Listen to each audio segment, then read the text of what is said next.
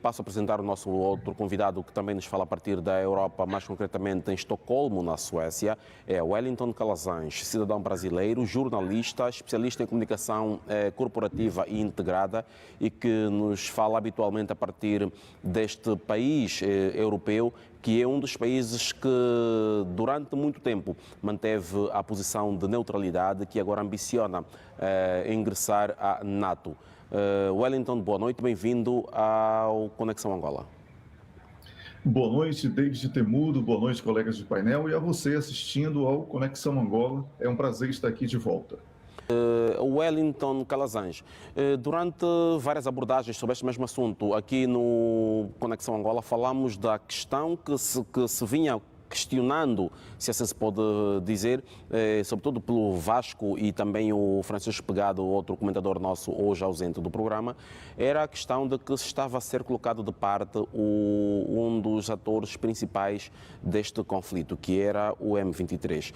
Depois da última reunião da União Africana em Addis Abeba, à margem desta reunião africana, houve uma mini-cimeira para abordar a questão do leste da RDC, onde o presidente João Lourenço voltou a receber a confiança dos seus pares no sentido de levar avante os esforços de mediação que estava a levar a cabo.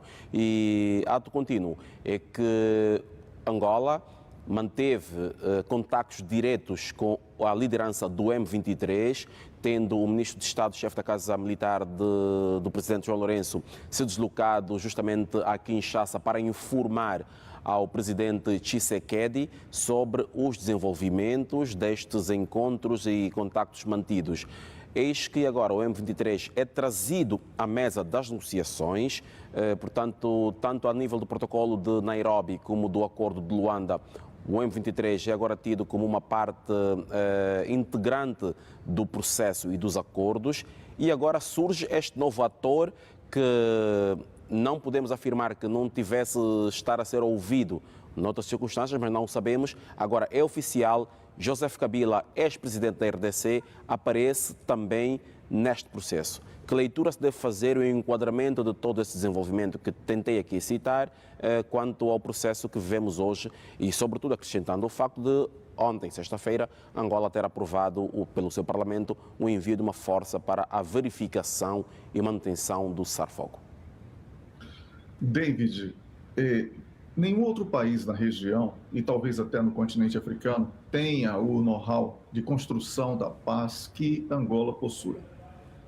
A expressão de unanimidade manifestada através do parlamento angolano, autorizando dessa maneira, dentro das regras democráticas previstas na legislação angolana, o envio de tropas para a pacificação na região leste da República Democrática do Congo, confirma que não é apenas uma questão de governo, não é também apenas uma questão de Estado, é uma questão de cultura angolana agora. A construção e preservação da paz são elementos que fazem parte da construção de uma Angola que nasceu a partir dos acordos de paz firmados naquela oportunidade histórica do pós-guerra.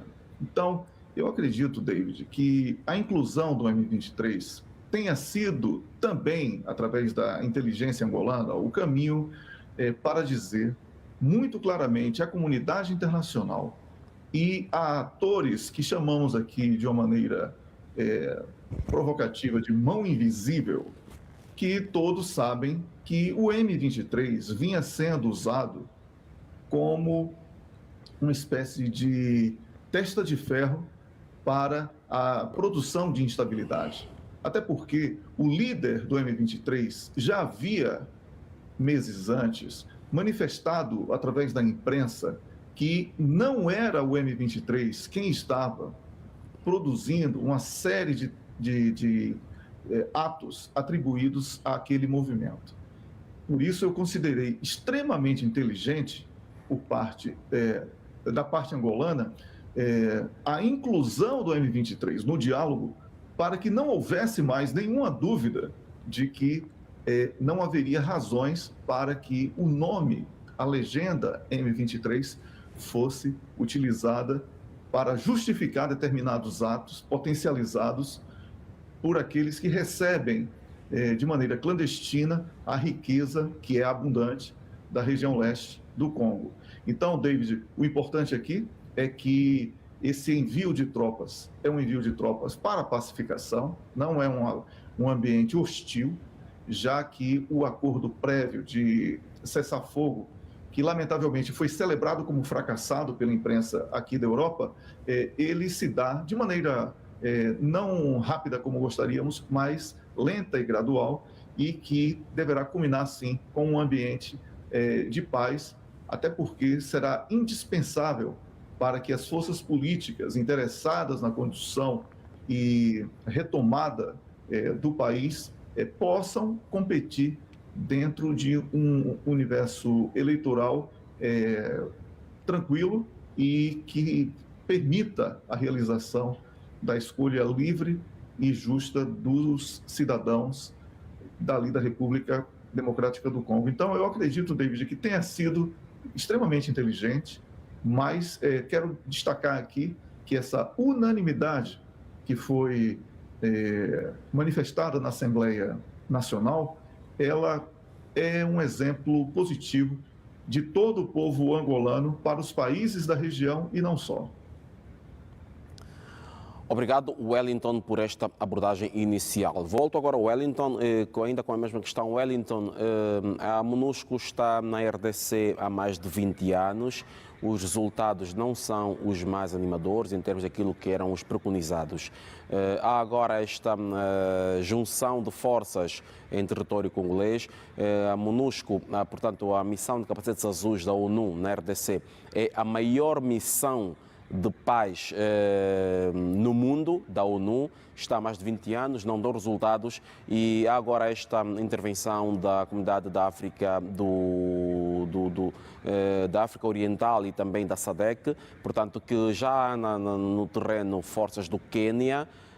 Vamos agora ter forças angolanas que devem partir nos próximos 15 dias e que depois há aqui um outro senão. Estas forças africanas, essas forças da MONUSCO vêm de várias partes do mundo e essas africanas, portanto, vêm ali da sub-região. E Angola é um país que, à partida, vai com alguma desvantagem. De que forma é que deve ser composto esse contingente angolano, sobretudo para a integração fácil num quesito cultural e linguístico? Sabemos que Ruanda e Uganda têm os mesmos hábitos e costumes e também as mesmas línguas tradicionais e tribais que a RDC, e Angola é o país que vai se fazer àquele país com uma língua oficial, que é a língua portuguesa, e que, se tanto, vai ter que usar as línguas internacionais, como são os casos do inglês e do francês. Eu disse há instantes ao Vasco e à professora Egna Sidumo, eu estive em novembro em Kivu Norte, estive em Goma,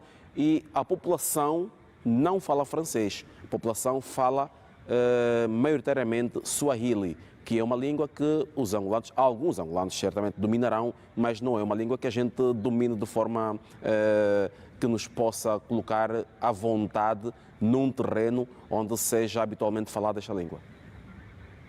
David, essa questão da língua é muito importante, mas quando tanto tempo foi favorável ao uso dessa língua e o problema não foi consolidado, não foi resolvido, perdão, a paz não foi consolidada, então a aparição de Angola como um elemento novo ultrapassa essa necessidade imperativa do idioma. E certamente o que faz de Angola um país forte nessa busca pela estabilidade na região leste da República Democrática do Congo, como eu falei há pouco e como os meus colegas reforçaram, é toda essa experiência de Angola na construção da paz. Então, David, temos aqui que olhar que esses 20 anos que foram, como você muito bem colocou, fracassados, esse trabalho ele contribuiu para o aumento do número de grupos insurgentes e também... Mais de 100, diga-se. Mais de 100, exatamente, sendo que pelo menos 40 deles com um potencial armado respeitável, porque eles são intermediários, né, do tráfico de inúmeras riquezas que existem naquela região. Então, como eu falei há pouco, na primeira fala sobre o tema, Angola aparece como o país que é capaz de apontar os caminhos ideais.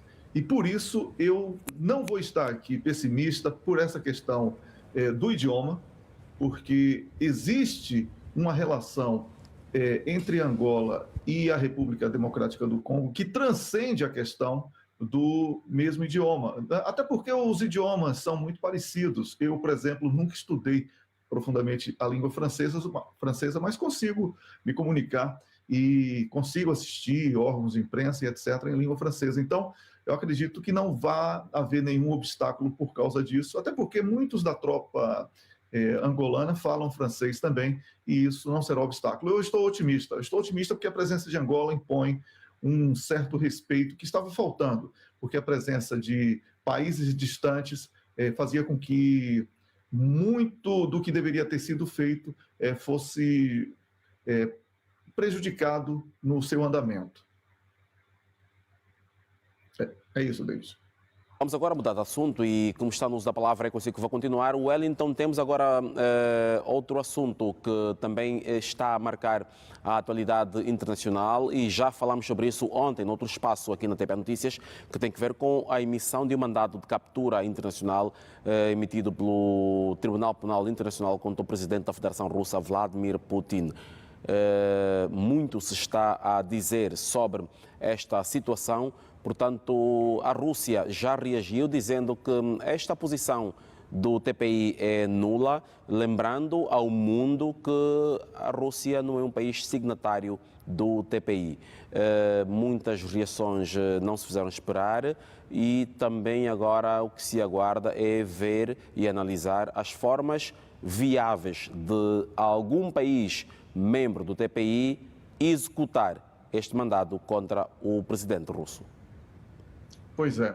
Se o TPI precisar, eu envio a localização do Kremlin para que eles possam ir lá buscar o Vladimir Putin.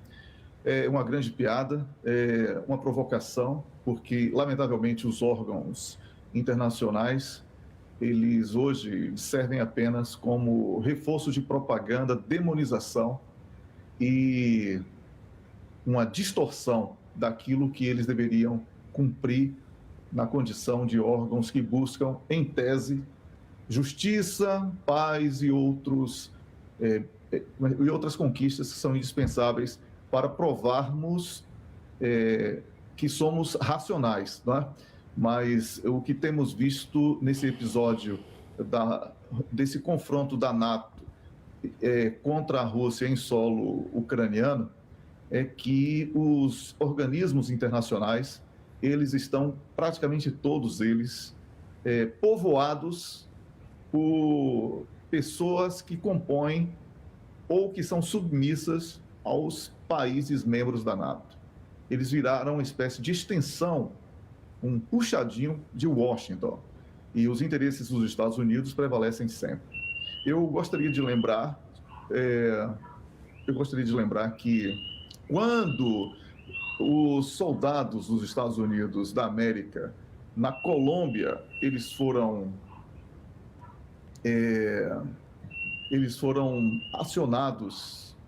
acusados, de um abuso de 53 menores colombianas, inclusive gravaram vídeos e comercializaram esses vídeos. Esse mesmo tribunal não se manifestou sobre o caso. Quem não lembra aqui das palavras da recentemente falecida Madeleine Albright sobre 500 mil crianças do Iraque que morreram, né? 500 mil crianças iraquianas que morreram e que ela falou que era o preço que tinha que ser pago. Então, David, toda essa hipocrisia recebeu aí da comunidade internacional a reação que deveria ter sido dada, já que o tribunal não tem autoridade para fazer isso. As consequências serão apenas propaganda. A Ucrânia não é signatária desse tribunal, os Estados Unidos também não, a Rússia também não. E isso é apenas uma tentativa de fazer com que a visita do presidente chinês à Rússia, que vai acontecer na próxima semana, seja sufocada por um elemento de pós-verdade, que é a mistura de verdade com a mentira. E isso faz com que as pessoas deixem de debater a grandeza da China no contexto geopolítico e as pessoas discutam a razão pela qual uma autoridade chinesa esteja visitando um presidente condenado, no caso aí o Vladimir Putin. Então, é uma ferramenta de propaganda vergonhosa, que não merece o nosso respeito, mas que, lamentavelmente, inaugura a Segunda Guerra Fria, porque encerra qualquer possibilidade de diálogo com os russos. No lugar de buscar a paz, eles buscam a guerra, o enfrentamento, e isso no momento em que a Rússia ganha no campo de batalha, ganha na economia, os bancos estão falindo nos Estados Unidos da América, na Suíça e na Europa como um todo. Há uma grande insegurança em relação a isso. Então, quem perdeu a guerra até aqui? A NATO. Quem tem coragem de apertar o botão? A Rússia. Por quê? Porque, mesmo sendo uma potência nuclear, tem sido hostilizada e tem sido discriminada na sua totalidade por um Ocidente em decadência, que tenta impor uma agenda que não se sustenta, porque ultrapassa questões políticas e econômicas e invade questões culturais e religiosas de países milenares e seculares. Então, David, não vai ser muito bem recebido num país árabe a questão da transformação de crianças do sexo masculino em sexo feminino, do sexo feminino em sexo masculino, de adultos que não sabem a que corpo pertencem, porque a máquina de propaganda coloca uma espécie de dúvida quanto à personalidade das pessoas e querem transformar essas aberrações, o resgate de Sodoma e Gomorra, numa questão normal, como se isso fosse conquista de civilização, como se isso fosse conquista de ciência, e não existe nada de científico nisso. Não existe nada de civilizado nisso. Isso é apenas uma questão de comportamento, porque afeta diretamente a vida das pessoas.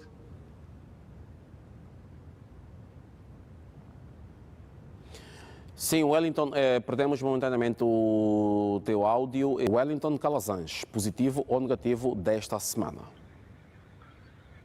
David, o positivo, eu faço eco aí às palavras do Vasco Suamo, porque ao aprovar de forma unânime na Assembleia Nacional o envio de tropas para a pacificação na região leste da República Democrática do Congo, Angola dá uma prova ao mundo de amadurecimento político. Ser oposição não significa sempre discordar. Ser oposição significa caminhar rumo ao melhor para os interesses de Angola, ainda que por caminhos diferentes. Então, esse foi o aspecto positivo. O aspecto negativo, certamente, vem aí do encerramento das possibilidades de diálogo entre os países membros da NATO e a Rússia, através da instrumentalização dos órgãos internacionais que estão ocupados e que trabalham para defender a propaganda de demonização da Rússia e do seu povo. Por isso, David, esse é o negativo. Obrigado, Wellington.